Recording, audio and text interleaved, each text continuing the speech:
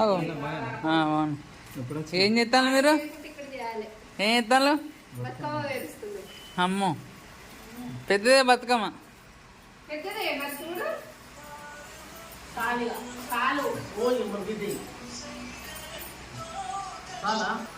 మంచి చేయండి సరేనా? ఓ బాయ్ చెప్పు, బాయ్ చెప్పు.